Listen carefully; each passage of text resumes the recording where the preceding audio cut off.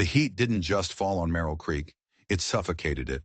At 106 degrees, the sun wasn't a source of light, it was a weapon. A hammer swung down from a sky the color of bleached bone. The main street was nothing but packed dirt, baked so hard it looked like pottery. Storefronts warped. Horses stood with their heads hung low, foam crusting their flanks, too defeated to even switch their tails. It was the kind of heat that made you wonder if God had just forgotten this corner of the world, left it in the oven too long. Then she appeared. She came from the West Trail, a lone figure shimmering in the heat haze. Her boots were caked in red dust, each step a little more unsteady than the last. The dress she wore was faded cotton, the color of an old eggshell, and it clung to her back, dark with sweat.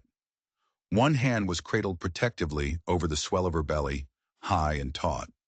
7 months, maybe more. There was no ring on her finger. There was no man by her side. There was just the dust, the heat, and a silence that felt heavier than sound. The town watched. They always watched. An old woman paused her sweeping. 2 boys stopped their game of dice in the sliver of shade by the blacksmith's. A deputy, lounging in a chair tipped against the saloon wall, shifted his weight but didn't stand. They'd seen her kind before. Wanderers. Trouble looking for a place to happen. In a woman with a belly full of secrets was a complication nobody wanted. She made it to the center of town, right past the dry water trough. And then, without a sound, she dropped. It wasn't a dramatic fall. It was a surrender. Her knees buckled. Her arms didn't even try to catch her, and she crumpled into the dust like a leaf in windless air. The town didn't gasp. A few more shutters just quietly closed. She was just a heap of faded cotton in the street. The only thing that proved she was alive was the gentle rise and fall of her stomach. But someone else was watching. From the deep shadows of the livery stable, a man stepped out. He was tall, lean, built by hard work and not much talking. His shirt was dark with sweat, his boots covered in the same red dust as hers. But his pace was steady, deliberate, as he walked toward her. In one hand, he held a worn leather saddle. In the other, a goatskin canteen. His name was Wade Lorne, but that didn't matter yet. What mattered was that he didn't shout for help. He didn't look for permission. He just acted. He knelt beside her, setting the saddle down, and uncorked the canteen. His hand, broad and sun-darkened, gently cradled the back of her head, tilting the cool water to her cracked lips. For a second, nothing. Then her eyelids fluttered. She coughed, a dry, rasping sound. "No," she whispered, her voice like sandpaper, trying to push the canteen away. Her hand was too weak. Wade didn't argue. He just held it there. When she didn't drink, he pulled it back and stood up, his face unreadable. The few eyes still watching saw her gaze flicker up to him. She saw the close-trimmed beard, the sweat-soaked hair under his hat, and eyes the color of canyon stone. Steady, he didn't offer a hand to help her up. He didn't smile. He just picked up the saddle he'd been carrying and set it up right next to her, a makeshift seat in the middle of the street. Then, without another word, he turned and walked back toward the stable, disappearing into the shadows he'd come from. He hadn't asked for her name. He hadn't asked what trouble she was in. He hadn't asked for anything. And as she sat there, catching her breath, she realized that made him the most dangerous man in the whole damn town. Because a man who wants nothing from you is a man you can't understand. And in a world built on transactions, a man you can't understand is a man you should fear. She stayed there, beside the saddle, long enough for the sheriff to wander by and tell her this wasn't a charity town. She just nodded. Finally, she pushed herself up, slow and careful, and took each step toward the shade of the livery. Inside, the man, Wade, was brushing down a mare. He didn't look up. "I ain't here for thanks," he said, his voice low and thick like gravel. "I figured," she replied, her voice stronger now. He set the brush aside. "There's hay and shade in the back. No more than that." She nodded. "I won't be trouble." He didn't answer. He just reached for another saddle. But as she walked past him toward the back of the stable, she saw something that made her blood run cold. On the saddle he'd just picked up, the one he hadn't brought out to her, there was a brand, a simple B with a bar underneath. It was the brand of the Blackwood Gang, a ruthless outfit known for leaving no witnesses. And this quiet, helpful man had one of their saddles. She wasn't safe here. She hadn't found a savior. She had stumbled into a different kind of hell altogether. The silence in that stable was suddenly deafening. Every shadow seemed to hold a threat. The man Wade worked with a steady, practiced rhythm, his movements economical and sure. He seemed completely unaware of the bomb he had just dropped into her world. Or was he? Kaylin watched him from the corner of her eye as she settled into the back corner, her mind racing faster than her heart. The Blackwood Gang. They were ghosts, whispered about in saloons and around campfires. They'd hit a caravan 2 counties over, the same caravan her husband Eli had been riding with. The official story was that everyone was killed. But now this saddle was here. Was Wade a member? A former member? Did he kill her husband? The question swirled, making her feel dizzy again. She clutched the worn leather strap of her satchel, the only thing she had left of her old life. She couldn't ask. Asking would be a death sentence if he was one of them. But not asking felt like one too. For now she would play the part. The grateful wanderer. She would watch and she would wait. That evening, he left a plate of beans and cornbread by the stable door. He didn't say a word, just left it and walked back to his small, sturdy house. From her spot in the hay, Kaylin watched him sit on his porch, the flicker of an oil lamp casting long shadows as he carved a piece of wood with a knife. He seemed so calm, so peaceful, a simple rancher. But murderers could look peaceful. They could whittle wood and watch the stars just like anyone else. The thought sent a chill down her spine despite the lingering heat. The next morning she was awake before the sun. She decided her best chance was to make herself useful, to blend in. She found a broom and started sweeping the stable, the rhythmic scrape of bristles on wood, the only sound in the pre-dawn quiet. When Wade came out, he just nodded, his canyon stone eyes giving nothing away. "Chickens need feeding," was all he said, gesturing to a coop near the fence. "Watch for snakes." They worked around each other all day, 2 planets in a silent orbit. The tension was a living thing between them. Kaylin felt his eyes on her back as she gathered eggs, her movements stiff and measured. She was a coiled spring, ready to bolt at the first sign of danger. The Blackwood saddle was gone, she noticed. He'd moved it. Was he hiding it from her? Did he know she'd seen it? Every simple gesture felt loaded with hidden meaning. Late in the afternoon, as he was mending a fence post, he finally spoke. "Town talk follows people," he said, not looking at her, "especially people who show up with nothing but a story in their eyes." Kaylin's heart hammered against her ribs. Here it was, the interrogation. "I don't have a story," she said, her voice tight. Wade hammered a nail in with one clean strike. "Everyone's got a story, just most ain't worth telling." He turned to look at her then, his gaze direct and heavy. "You running from someone? Or to someone?" She swallowed hard. A lie could get her killed. The truth could get her killed.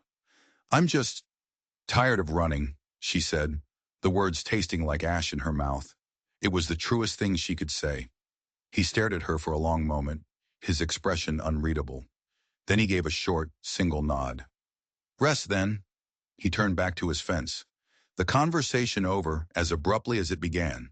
But Kaylin knew it wasn't over. It was a test, and she had no idea if she had passed or failed. That night, sleep wouldn't come. The baby kicked restlessly inside her, as if it could sense her fear. She thought about Eli, about the life they were supposed to have. She thought about the ambush, and she thought about that saddle. She had to know. After she was sure Wade was asleep in the house, she slipped out of the stable. The moon was a sliver in the sky, casting just enough light to see. She crept toward the tack house, a small shed next to the barn. The door was latched but not locked. Her heart pounded as she lifted the latch, the click sounding like a gunshot in the stillness. Inside, it smelled of leather and oil. She fumbled in the dark, her hands searching, and then she found it, tucked away under a pile of old blankets, the Blackwood saddle. But as her fingers traced the brand, they brushed against something else, a loose flap of leather on the underside. She pulled at it. It was a hidden compartment. Her breath caught in her throat. Slowly, carefully, she reached inside. Her fingers closed around a small, heavy pouch. She pulled it out. It was full of coins, gold coins, and tucked in with them was a folded piece of paper, a letter. Her hands trembled as she unfolded it in the faint moonlight filtering through the dusty window. The handwriting was messy, rushed, but she recognized it instantly. It was Eli's. The words swam before her eyes, a message from the grave. It spoke of a hidden stash, a score from the caravan raid. Enough money to start over, somewhere no one would ever find them. It gave a location, a landmark, a place called Widow's Peak. And then, the last line, a line that made the air freeze in her lungs. My partner has the other half of the map. He'll find you. His name is Wade. The world tilted on its axis. Wade wasn't just some random rancher. He wasn't a Blackwood member who'd killed her husband. He was Eli's partner. He had been waiting for her. This whole rescue, this quiet kindness, it was all a lie. He didn't want to help her. He wanted the other half of the map, the half that Eli had sewn into the lining of her satchel before he rode out that final time. She wasn't a guest here. She was a prisoner. And the man in the house wasn't her protector. He was her warden. Kaylin's mind was a whirlwind.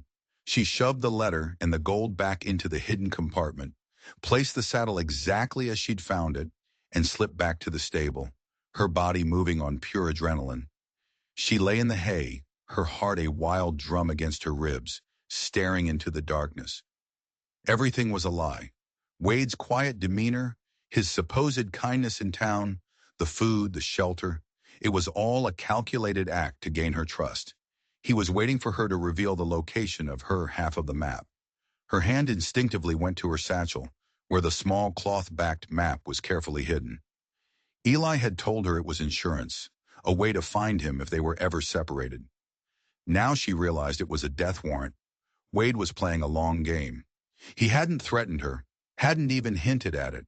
He was letting her get comfortable, letting her think she was safe, waiting for her to make a mistake. The thought was terrifying. He was more patient, more cunning than she had imagined. The next day was a performance. Kaylin forced herself to move, to speak, to eat the breakfast he left for her, all while a storm of fear and betrayal raged inside her. She watched his every move, the way he fixed a broken harness, his hands strong and capable, the way he spoke to his horse, his voice low and calm. It was all part of the charade. He was a wolf in shepherd's clothing. She had to get away. But how? She was months pregnant, on foot, with miles of brutal desert in every direction, and he was always there, always watching. She felt like a fly caught in a spider's web, every struggle only tightening the silk. That afternoon, he approached her while she was feeding the chickens. "Ankle's looking a little swollen," he said, his voice laced with that false concern. "You should stay off it." "I'm fine," she said, her tone sharper than she intended. His eyes narrowed slightly. "Just trying to help." "I don't need your help," she snapped. A flicker of something crossed his face. Annoyance. Or was it something else? "Suit yourself," he said, and walked away. The mask had slipped, just for a second. The pressure was building. He was getting impatient. She knew she was running out of time. She had to make a move, and soon. Her chance came in the form of fire. It started as a thin curl of smoke on the horizon, rising from the direction of town. At first, Wade just watched it, his face grim. But the wind was picking up, blowing hot and fast, pushing the smoke closer. He didn't hesitate. He grabbed a bucket and ran for the pump, shouting at her over his shoulder, "Get the horses into the far corral, and stay there." This was it, her opportunity. While he was distracted by the fire, she could run. She could grab her satchel and disappear into the chaos. She watched him sprint toward the southern fence line, where the dry grass was a tinder box waiting for a spark. He was moving fast, a dark figure against the growing orange glow. She ran to the stable, her heart pounding. She grabbed her satchel, her hands shaking so badly she could barely hold it. Freedom was just steps away. She could head north, away from the fire, away from him. She took one last look back. The fire had crested the ridge now, a hungry beast racing down the slope. And then she saw it. Wade was near the horse pen, trying to unlatch the gate to free the panicking animals. A burning branch, carried by the wind, fell right in front of him. He stumbled back, his foot catching in a twisted root. He went down hard. He tried to get up, but he couldn't. His leg was bent at an unnatural angle. The fire was licking at the fence post just feet away from where he lay, trapped and helpless. For a heartbeat, she froze. This was her perfect escape. He was injured. The fire was a perfect distraction. No one would ever know she was even here. She could be gone. She could be free. She could leave him to the fate he deserved, the fate he had planned for her. It was justice. But then she saw the flames creeping closer to him, saw the raw panic on his face. He was a liar, a thief, maybe even a killer. But she couldn't just watch a man burn alive. Cursing herself, cursing him, cursing the whole rotten world, she dropped her satchel and grabbed the biggest water bucket she could find. Her escape could wait. She ran toward the fire, toward the man who held her life in his hands to save him from the flames. The decision felt like its own kind of death. The heat was a physical blow, stealing the air from her lungs. Soot and ash rained down, stinging her eyes. She sloshed the bucket of water in a wide arc, dousing the flames nearest to Wade, buying them a few precious seconds. "Move your arm!" she screamed over the roar, her voice raw. He looked at her, his face a mask of pain and disbelief. "I told you to run!" he grunted, trying to drag himself backward. "And you didn't!" she yelled back, grabbing him under the shoulders. He was heavy, all dead weight, and a bolt of pain shot through her own back. But she ignored it. Together they scrambled away from the encroaching fire line, him half crawling, her half dragging. Every step was agony. Her lungs burned, her muscles screamed, but she didn't let go. They finally collapsed onto the scorched earth near the porch, gasping for air, the barn and house saved by a last-minute shift in the wind. Later, after the immediate danger had passed, they sat in silence on the back steps. Wade's ankle was crudely splinted and wrapped. His face was streaked with soot, his eyes dark with a pain that wasn't just physical. Kaylin felt a strange, hollow victory. She had saved him, the man who was her jailer. What did that make her? Finally he spoke, his voice quiet. "You should have left me." "I thought about it," she admitted, her voice flat. He looked down at his splinted leg, then back at her. "He told me you were smart." Kaylin stiffened. "Eli?" Wade nodded. "He said you were a survivor, said you wouldn't trust anyone. He was right." He reached into his pocket and pulled out a small folded piece of cloth. He tossed it to her. It was the other half of the map. "I wasn't going to hurt you, Kaylin. I was going to help you." She stared at the map in her hand, then at him. "The saddle, the letter, the gold. You're his partner." "I was," Wade corrected. "Eli, he changed. The Blackwood gang wasn't just about stealing. It was about killing. He got a taste for it. When he told me his plan for the caravan, for you, he was going to kill everyone, take the whole score, and then come for you and the map. He wasn't planning on sharing." Kaylin felt a cold dread wash over her. "What are you saying?" "I tried to stop him," Wade said, his voice heavy with guilt. "We fought the night before the raid. He didn't listen, so I went to the law. I told them everything. I was supposed to be their informant." He let out a bitter, humorless laugh. "Some informant. The raid still happened. Eli got away. The law thinks I set them up. The Blackwoods think I betrayed them. Now I'm a man with a target on his back, hiding out here, waiting." "Waiting for what?" she whispered. "For him," Wade said, his eyes meeting hers. "Eli knows about this place. It was our old hideout. He knows I have my half of the map. He thinks I'll lead him to the stash. But I was waiting for you, to warn you, to give you your share of the gold he stole and get you somewhere safe before he shows up." He looked at her, his face etched with regret. "I didn't tell you because Eli said you wouldn't trust me. He said you'd run. Looks like he knew you better than I did." The truth hit her like a physical blow. She hadn't stumbled into a warden's trap. She had stumbled into the middle of a war. Wade wasn't her enemy. He was just another pawn in Eli's twisted game. And the man she had married, the man whose child she was carrying, was not dead. He was a monster, and he was coming for them. The revelation settled over the ranch like the ash from the fire. They were two fugitives, trapped together by the actions of a man who haunted them both. Wade was a marked man, hunted by both the law and the outlaws he'd double-crossed. Kaylin was the key to a treasure her own husband would kill her for. The fragile trust they had started to build was now replaced by a grim, terrifying alliance. They weren't friends. They were partners in survival. The days that followed were thick with unspoken tension. Wade was laid up with his broken ankle, confined to the porch. The role reversal was stark.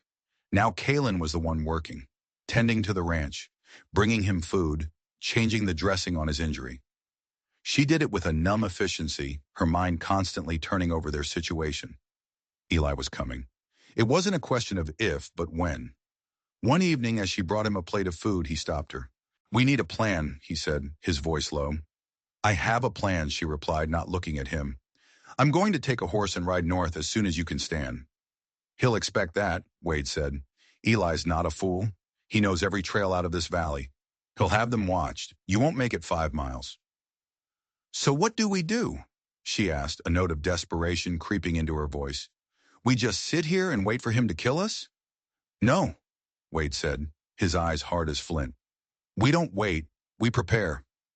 He looked out toward the burned fields, a grim determination on his face. "This is my land. I know every rock, every ditch, every shadow. If he wants a fight, we'll give him one. Right here." The idea was insane.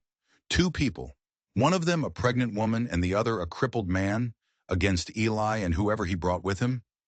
But as she looked at the set of Wade's jaw, she saw not madness, but a cold, calculated resolve.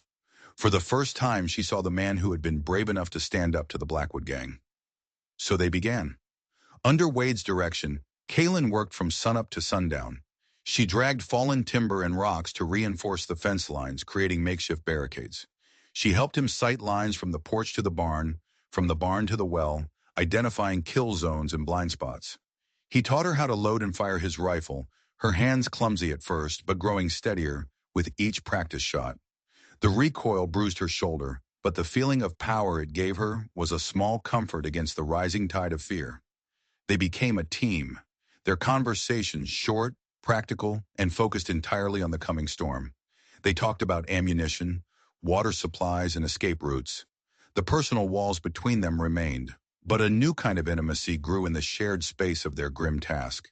She learned that the slight limp he had was from an old bullet wound. He learned that she was a crack shot with a pistol, a skill her father had taught her.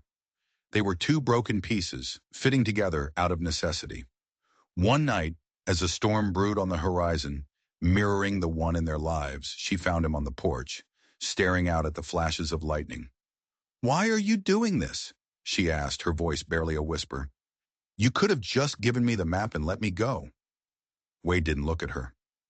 "When I was with the gang," he started, his voice rough with memory, "I saw Eli do things that turn a man's soul to poison. I stood by and did nothing. I told myself it wasn't my business. But then he started talking about you, about the baby, how he'd own you both. I couldn't let that happen." He finally turned to face her, his eyes dark in the stormy light. "This isn't just about the gold anymore. It's about redemption. Maybe if I can save you, it'll make up for the man I failed to be." Before Kaylin could respond, a sudden, sharp pain shot through her lower back, making her gasp. She clutched her belly. The pain subsided, then came again, stronger this time. Her eyes widened in panic. Wade saw the look on her face. "Kaylin, what is it?" "The baby," she breathed, as another contraction seized her. "It's coming. Now." The timing was a cruel joke from a merciless God. With Eli on his way, and their defenses only half prepared, the one thing they couldn't afford was to be vulnerable. And nothing was more vulnerable than a woman in childbirth. Panic, cold and sharp, threatened to overwhelm Kaylin. The midwife was miles away, across treacherous terrain. There was no way to get there in time. Wade's face went pale under his tan, but his voice was steady. All right, we can do this." He pushed himself up, leaning heavily on a makeshift crutch he'd fashioned. "Get inside, lie down. I'll get water, clean cloths. We're going to do this right here." The hours that followed were a blur of pain and fear. The storm outside broke, rain lashing against the small house, thunder rattling the windows. Inside, Kaylin's world narrowed to the waves of agony that crashed over her. Wade was there, through it all, his voice a low, calming presence in the chaos. He wiped her brow, gave her water, his hand surprisingly gentle. In the flickering lamplight, he was no longer a stranger, no longer just an ally. He was the only thing tethering her to the world. Just as the sun began to rise, painting the sky in bruised shades of purple and gray, a new sound cut through the storm, the distinct, rhythmic thud of approaching horses. They weren't moving fast. They were moving with the slow, confident pace of predators who knew their prey was trapped. Eli was here. Wade's head snapped up, his eyes locking with Kaylin's. The moment they had been dreading had arrived at the worst possible time. He grabbed the rifle leaning against the wall, his movements swift despite his injury. "Stay down," he whispered, his voice deadly serious. "Don't make a sound." He hobbled to the window, peering through a crack in the shutters. 4 riders sat on the ridge, dark silhouettes against the dawn. One of them, taller than the rest, sat his horse with an easy arrogance Kaylin recognized even from a distance. Eli. He'd brought 3 of his Blackwood cronies with him. "He's not coming in loud," Wade breathed, his eyes scanning the terrain. "He's going to try and draw us out."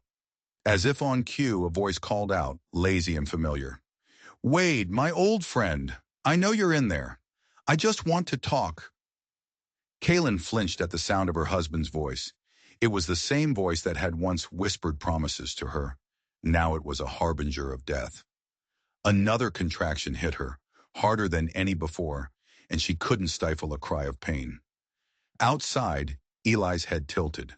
A slow, cruel smile spread across his face. "Well, what do we have here?" he called, his voice dripping with mock surprise. "Sounds like we're having a party. Don't worry, my love, Daddy's home." Wade's knuckles were white on the stock of the rifle. They were outmanned, outgunned, and trapped. Eli knew about the baby. He knew their weakness. He would use it, exploit it, twist it until they broke. "What do we do?" Kaylin gasped, sweat pouring down her face. Wade looked from the window back to her, his face a grim mask. He knew they couldn't win a straight fight. But Eli had made one mistake. He had underestimated them. He thought he had a crippled man and a helpless woman cornered. He didn't know he was walking into a fortress built by 2 desperate people with nothing left to lose. "He wants to talk," Wade said, a dangerous glint in his eye. "Let's talk." He limped to the door, bracing himself against the frame. "Eli," he shouted back, "the map is here, but you're not getting it until she's safe." Eli laughed, a sound that grated on the nerves. "She's the reason I'm here, Wade. Her and my son. You think I'd leave my legacy in the hands of a traitor?" The standoff began. The rain eased to a drizzle, the world outside growing quiet except for the tense silence between the house and the riders on the ridge. Inside, time was running out. Kaylin's contractions were coming closer together, each one a relentless, tearing force. She knew the baby would be born soon, into a world of gunfire and violence. "He's trying to wait us out," Wade muttered, never taking his eyes off the window. "He knows we can't last." "The well," Kaylin gasped between pains. "He doesn't know you moved the bucket.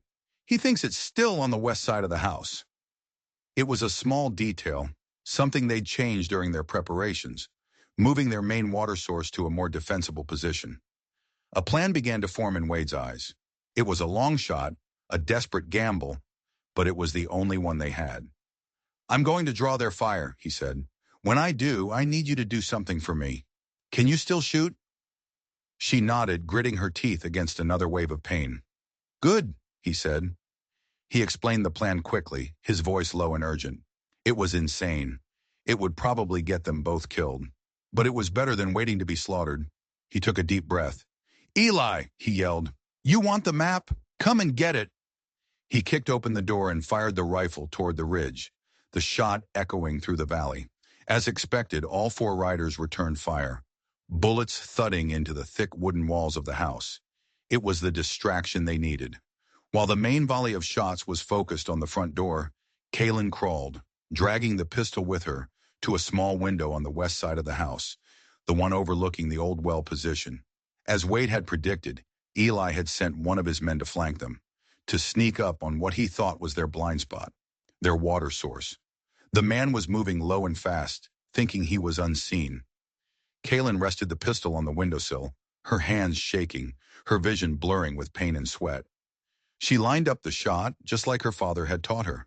She thought of her baby. She thought of the life she wanted for him, a life free from the shadow of his father. She took a breath, held it, and squeezed the trigger. The shot was clean. The flanking rider crumpled to the ground. On the ridge, Eli's head whipped around in shock. He'd only brought 3 men. Now there were 2. He screamed in rage, firing wildly at the house. Wade was already moving, hobbling to another window, firing back, keeping their heads down. It was chaos, a whirlwind of smoke and noise and pain. In the middle of it all, Kaylin let out a final, primal scream. And then a new sound filled the small room. The thin, wavering cry of a newborn baby. Her son was born. The baby's cry seemed to shock the world into silence.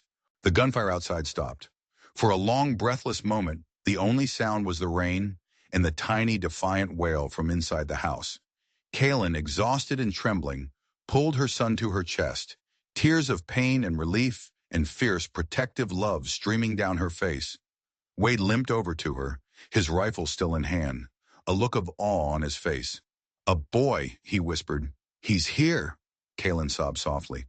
But the moment of peace was shattered by Eli's voice, now laced with a terrifying, unhinged fury. "You think this is over? You think a screaming brat changes anything? You just cost me a man, Kaylin. I'm going to burn that house to the ground with all 3 of you inside." They could hear the riders moving, repositioning.